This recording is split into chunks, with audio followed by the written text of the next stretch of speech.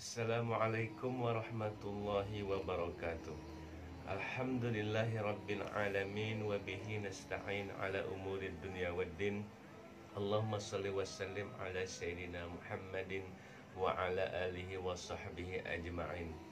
Subhanaka la ilma lana illa ma 'allamtana innaka antal alimul hakim. Wala haula wala quwata illa billahil aliyyil azim. Wala haula wala quwata illa billahil aliyyil azim. Wala haula wala quwata illa billahil aliyyil azim. Amma ba'du, segala puji milik Allah Subhanahu wa taala yang kembali mempertemukan kita di kesempatan yang baik ini, yaitu kesempatan untuk menyebarkan ajaran-ajaran Nabi kita Muhammad SAW, kesempatan menikmati hidup dengan ketaatan kepada Allah dan selalu menambah ibadah kita kepada Allah Subhanahu wa taala, menambah bekal ilmu kita, ilmu yang diajarkan oleh Rasulullah SAW. Untuk itu, para hadirin hadirat yang dimuliakan Allah Subhanahu wa taala, Allah selalu membukakan pintu taubatnya kepada kita selebar-lebarnya. Tidak ada kata terlambat untuk kembali kepada Allah Subhanahu wa taala selama nyawa belum sampai di tenggorokan, yang dinamakan dengan kiamat suro, kiamat kecil, atau selama matahari belum terbit di sebelah barat, tenggelam di sebelah timur, yang kita namakan dengan kiamat kubro, kiamat yang besar. Maka kehidupan dunia, bila kita terlena dengan kemewahannya, selalu menyibukkan diri untuk mencari harta dunia, mencari kekayaan dunia, mencari kemewahan dunia, maka tidak ada kata untuk puas bagi kita seorang hamba. Karena manusia diberikan sifat oleh Allah Subhanahu wa taala merasa diri perlu dan merasa diri paling berhajat kepada materi. Maka dari itu Allah Subhanahu wa taala berkata di dalam Al-Qur'an, qala Allah Subhanahu wa taala ar-ra'ahu istaghna, bahwa manusia itu memandang dirinya tidak memerlukan hal yang lain, tapi selalu merasa kekurangan dan merasa ketidakpuasan. Maka apabila ada di antara kita yang selalu sibuk dengan perkara dunia, tidak ada waktu yang ia luangkan untuk mencari perkara akhirat, atau bahkan melupakan perkara akhirat, maka dipastikan orang tersebut adalah orang yang paling rugi dan orang yang akan menyesal nanti, wal'iyadzubillah.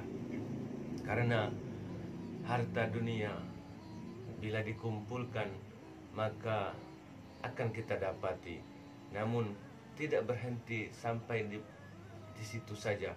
Tentu kita akan mencari harta yang kedua dan yang ketiga. Hal ini sudah dijelaskan betul-betul oleh Nabi kita Muhammad SAW. Sudah jauh hari diterangkan oleh Nabi kita Muhammad SAW di dalam hadisnya yang diittifaq, yang disepakati oleh Imam Bukhari dan Imam Muslim, fima rawal Bukhari, fima ittafaqa bihi Bukhari wa Muslim, bahwasanya Nabi Muhammad SAW bersabda, "Lau anna libni Adam wadiyan min dhahab ahabba an yakuna lahu wadiyani." Yang artinya, jikalau manusia anak Adam diberikan satu lembah semuanya penuh dengan emas permata, satu gunung emas permata, ahabba an yakuna wadiyani, tidak cukup dengan pemberian satu lembah semua penuh dengan permata emas, begitu pula satu gunung emas, tidak merasakan puas.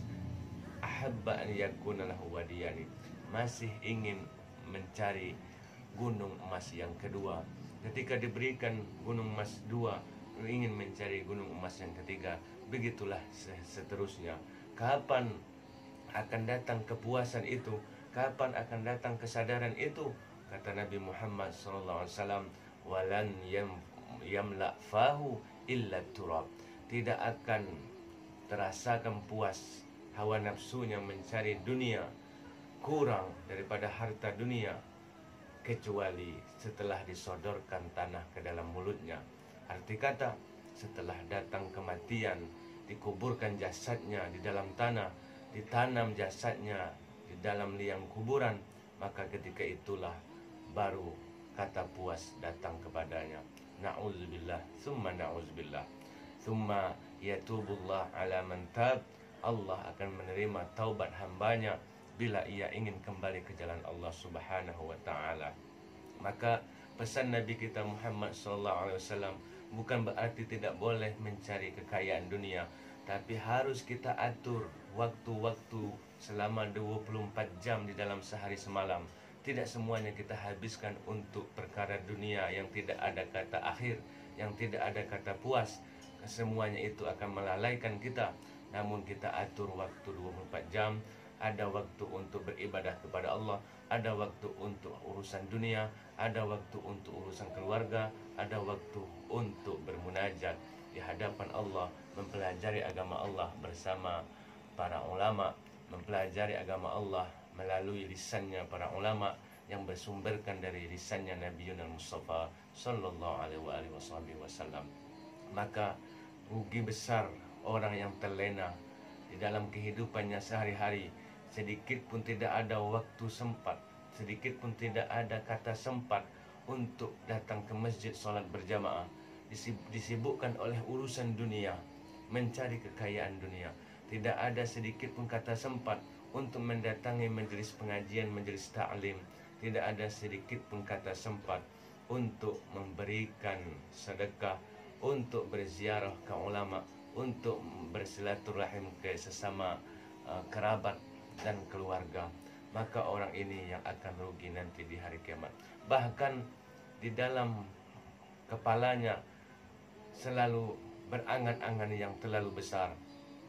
Tidak cukup hanya sibuk dengan urusan dunia, bahkan angan-angannya pun terlalu besar, sehingga semuanya akan melupakan dia dari Allah, melupakan ia dari Nabi kita Muhammad sallallahu alaihi wasallam. Orang ini yang akan rugi nanti di hari kiamat.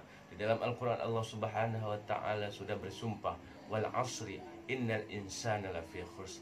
Demi masa, kata Allah Subhanahu wa ta'ala, sungguhnya semua manusia dalam kerugian, illal ladzina amanu, kecuali orang yang telah beriman, wa amilus sholihat, setelah mereka beriman mereka beramal soleh kebajikan, wa tawassaw bil haqq, kemudian saling menasihati dengan yang baik, wa tawassaw bis sabr, dan saling menasihati untuk bersabar.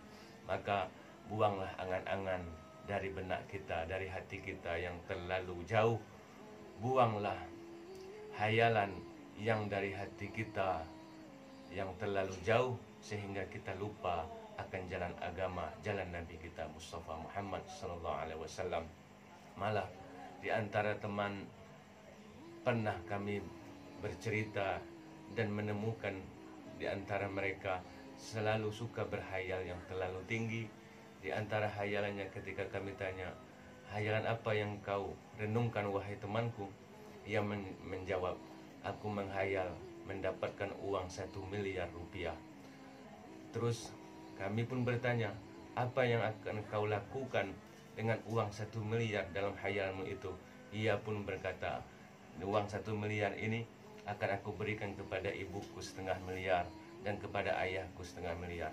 Terus kami pun kaget, loh untukmu mana bagiannya? Terus ia menjawab, tentu aku menghayal pula mendapatkan uang 1 miliar. Jadi dengan hayalan-hayalan akhirnya ia lupa daripada jalan Allah, akhirnya sibuk dengan dunia, mencari kekayaan dunia. Wal'iyazbillah.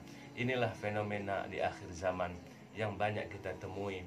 Manusia-manusia yang terlalu tinggi hayalan, manusia-manusia yang terlalu sibuk dengan harta dan cita-cita dunia, namun mereka lupa bahwa nyawa mereka akan berhenti, mereka akan tutung usia, bertemu dengan Allah Azza wa Jalla. Maka dari itu, setiap kita akan merasakan hal ini. Kullu nafsin dha'iqatul maut. Setiap yang bernyawa adalah di tangan Allah Subhanahu wa taala, akan merasakan yang namanya kematian. Ketika itu baru datang kata taubat, ketika itu baru datang kata-kata sadar, ketika itu baru datang kalimat-kalimat istighfar, maka sama sekali tidak ada gunanya wahai para hadirin hadirat yang dimuliakan Allah Subhanahu wa taala. Maka kembalilah kepada Allah, tubu ilallahi taubatan nasuha, mulailah kita kembali bertaubat, kita ikuti ajaran Nabi Muhammad dari mulai sekarang, sehingga waktu betul-betul kita gunakan di jalan yang diridhoi oleh Allah Subhanahu wa taala. Mudah-mudahan bermanfaat. Wallahul muwaffiq ila aqwamit thoriq. Wassalamualaikum warahmatullahi wabarakatuh.